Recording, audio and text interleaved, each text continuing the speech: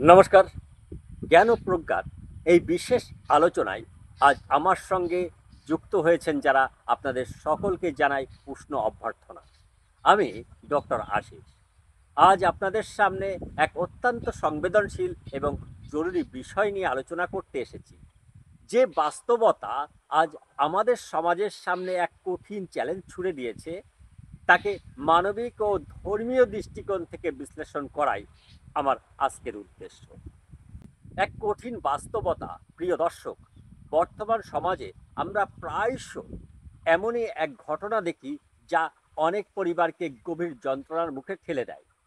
যখন একটি হিন্দু মেয়ে ইসলাম ধর্মাবলম্বী কোনো ছেলেকে ভালোবাসে বা বিয়ে করে, বিশ্বাস করুন, এই ব্যথা কেবল সামাজিক নয়, এটি এক গভীর ধর্মীয়, সাংস্কৃতিক এবং পারিবারিক মূল্যবোধের সঙ্গে নিবিড়ভাবে জড়িত। আসুন একটু ভেবে দেখি।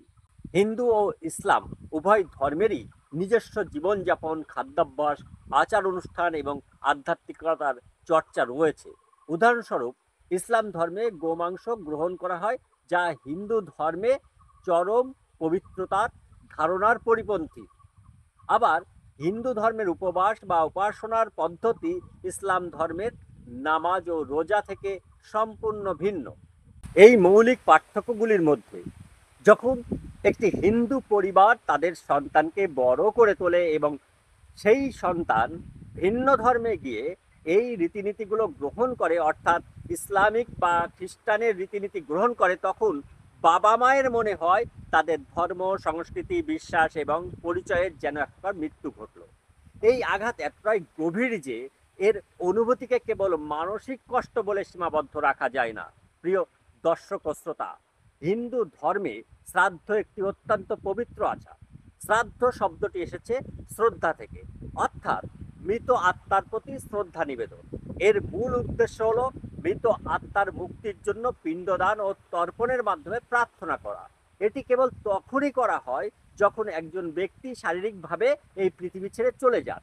কিন্তু আজকাল আমরা এক অদ্ভুত এবং বেদনাদায়ক চিত্র দেখতে পাচ্ছি। রাগ, অপমান বা সামাজিক অভিমান থেকে কিছু মানুষ জীবিত সন্তানদের শ্রাদ্ধ করছেন। নদিয়ার হাঁসখালি এলাকার গাজনা উত্তরপাড়ায় এমনই এক ঘটনা আমাদের সামনে এসেছে। গত 17ই জুন এই সালে, এই 2025 সালে, এক কলেজ ছাত্রী, এক হিন্দু কলেজ ছাত্রী মুসলিম যুবককে বিয়ে করায় তার পরিবার 22শে জুন সেই জীবিত মেয়ের শ্রাদ্ধ অনুষ্ঠান সম্পন্ন করে। পরিবারের সদস্যরা এমনকি কাকা মাথা ন্যাড়া করে শ্রাদ্ধের কাজ করেছেন, মেয়ের ছবি, নথিপত্র আগুনে পুড়িয়েছেন প্রতীকীভাবে সম্পর্ক ছিন্ন করার জন্য। এবার আমরা সেই ভিডিওটি দেখে নিই। দর্শক দেখতেই পাচ্ছেন যে পুরো শ্রাদ্ধের যে প্রক্রিয়া, সমস্ত প্রক্রিয়ায় অর্থাৎ সবকিছু পালন করা হচ্ছে, মেয়ের ছবি রাখা হয়েছে ও সমস্ত সাজানো গোছানো কমপ্লিট করে ব্রাহ্মণ এসে এই শ্রাদ্ধের কাজটি সম্পূর্ণ করছেন। হ্যাঁ, এই যে মেয়ের কাকা রয়েছেন, তিনি এই শ্রাদ্ধ আহ করছেন মেয়ের। দুবার তো ইয়ে করা যায় না বারবার। কি ভুল করেছিল? একবার 14 মাসে গেল, মুসলিমদের ছেলেদের সাথে আবার নিয়ে আসা হলো, বাড়ি 3 মাস থেকে আবার চলে গেল, তাহলে আবার তার শ্রাদ্ধ করবে না, কি করা হবে? আপনারা মেনে নিতে পারতেন তো? না, যদি আবার ফিরে আসে? আর আর ফিরে আসলেও নেওয়া হবে না তো। এই জন্য মেয়ের মা বাবা তার স্মৃতি রাখবে না, তার শ্রাদ্ধ শান্তি করে তার বিদায় করতে হচ্ছে। করা যায়, অনেকেই করে। দেখলেন, তা আসলে সম্পূর্ণভাবে অশাস্ত্রসম্মত, অর্থাৎ অশাস্ত্রীয় কাজ এবং আত্মবিরোধী কাজ। কারণ যিনি জীবিত, তার চেতনা, স্মৃতি, কর্ম, আত্মা সবই সক্রিয়। সেখানে শ্রাদ্ধ করার মতো কিছুই অবশিষ্ট থাকে না, কারণ মৃত্যু ঘটেনি। এখানে মেয়ের প্রতি শ্রদ্ধা জানানো হচ্ছে না, বরং হিংসা, অহংকার এবং অজ্ঞানতার সংমিশ্রণ ঘটেছে। শ্রাদ্ধের মতো একটি পবিত্র আচারকে ব্যবহার করে ধর্মের তথা শাস্ত্রের চরম অপমান করা হচ্ছে। ভগবান শ্রীকৃষ্ণ গীতায় স্পষ্টভাবে বলেছেন যে ধর্ম করতে হবে শাস্ত্র মেনে, শাস্ত্রের বাইরে গিয়ে ধর্ম পালন হয় না।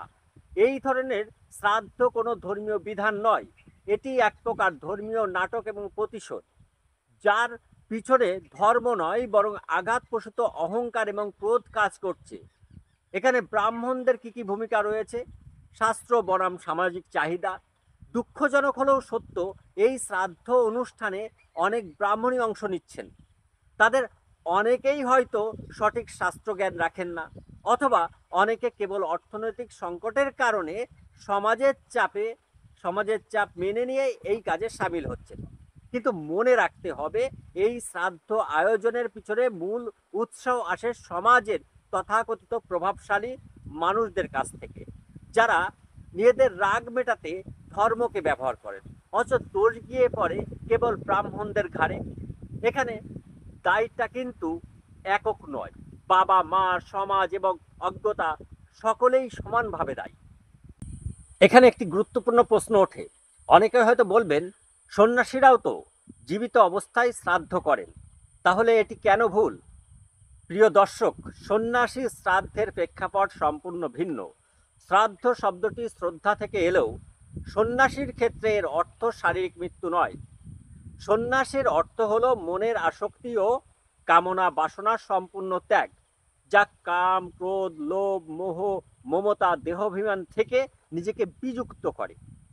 একজন প্রকৃত সন্ন্যাসী ভিতর থেকে সমস্ত আকাঙ্ক্ষা, আশা এবং আসক্তিকে শ্রাদ্ধ করে দেন, অর্থাৎ বিলীন করে দেন। এই অভ্যন্তরীণ শ্রাদ্ধই প্রকৃত শ্রাদ্ধ। এই অবস্থায় তার অবচেতন মনে কোনো অপূর্ণ তথ্য বা আসক্তি জমা থাকে না। ফলে মৃত্যুর পর তার আত্মা সরাসরি পরম সত্তায় বিলীন হতে পারে, কোনো বাধা ছাড়াই। তাই সন্ন্যাসীর মৃত্যুর পরে তার জন্য কোনো শ্রাদ্ধের প্রয়োজন হয় না। পক্ষান্তরে নদিয়ার ঘটনায় যে শ্রাদ্ধ হয়েছে তা বাহ্যিক এবং আক্রোশপ্রসূত। এখানে মনের ভিতরে ত্যাগ নেই, বরং আছে ক্ষোভের বহিঃপ্রকাশ। এই ধরনের শ্রাদ্ধ শাস্ত্রসম্মত নয় এবং এর কোনো আধ্যাত্মিক ফলও নেই। তাহলে প্রশ্ন হলো, এমন পরিস্থিতিতে আমাদের কি করণীয়? এখানে সন্তান যদি ভুল পথে যায়, ধর্ম পরিবর্তন করে অথবা অভিমান করে দূরে চলে যায়, তাহলে তার শ্রাদ্ধ করা কোনো সমাধান নয়। এর পরিবর্তে প্রয়োজন তাকে বোঝানো, ধৈর্য ধরে অপেক্ষা করা এবং সবচেয়ে জরুরি হলো সম্পর্ক রক্ষা করা। শ্রীমদ্ ভগবদ গীতায় ভগবান শ্রীকৃষ্ণ বলছেন, জাতস্য হি ধ্রুব মৃত্যুর ধ্রুবং জন্ম মৃতস্য চ, অর্থাৎ যার জন্ম হয়েছে তার মৃত্যু অবশ্যম্ভাবী, আর যে মারা গেছে জন্মও তার অবশ্যম্ভাবী। এই গভীর জ্ঞানের আলোয় দাঁড়িয়ে আমরা যদি সম্পর্ক এবং ধর্মকে দেখতাম, তাহলে রাগ বা প্রতিশোধ নয়, ধৈর্য, সহনশীলতা এবং করুণাই হতো আমাদের প্রথম প্রতিক্রিয়া। যদি সেই সন্তান একদিন ভুল বুঝে ফিরে আসে, সেটাই হবে প্রকৃত আত্মসংলগ্নতা। আর যদি নাও আসে, তবু আত্মাকে শান্ত রাখা, নিজের ধর্মে দৃঢ় থাকা, সেটাই প্রকৃত কর্ম ও ধর্ম। মূল সমস্যাটি হলো শিক্ষা, ভালোবাসার অভাব ও আত্মপরিচয়ের সংকট। প্রিয় দর্শক, একটি হিন্দু মেয়ে যদি ইসলাম ধর্মাবলম্বী কাউকে ভালোবেসে পালিয়ে যায়, তবে প্রশ্নটা কেবল ধর্মের নয়, এর গভীরে আরও কিছু কারণ থাকে। প্রশ্নটা হলো, সে কেন নিজের ধর্ম, পরিবার, রীতিনীতিকে মূল্য দিল না? এর কারণ হতে পারে, হয়তো সে পরিবার থেকে প্রয়োজনীয় ভালোবাসা পায়নি, হয়তো তাকে ছোটবেলা থেকে নিজের ধর্ম, ইতিহাস, সংস্কৃতি সম্পর্কে সঠিক শিক্ষা দেওয়া হয়নি, অথবা সমাজ বা শিক্ষা প্রতিষ্ঠানে তাকে বিকৃত মানবতাবাদ শেখানো হয়েছে, যেমন সব ধর্ম এক, সব রীতি সমান, যার বাস্তব রূপ আসলে এত সহজ নয়। এই কারণেই পরিবার, সমাজ এবং শিক্ষা ব্যবস্থার দায়িত্ব শুধু বিদ্যাবুদ্ধি নয়, সন্তানদের মধ্যে আত্মপরিচয়, সংস্কৃতি এবং ধর্মীয় সংবেদনশীলতা গড়ে তোলা।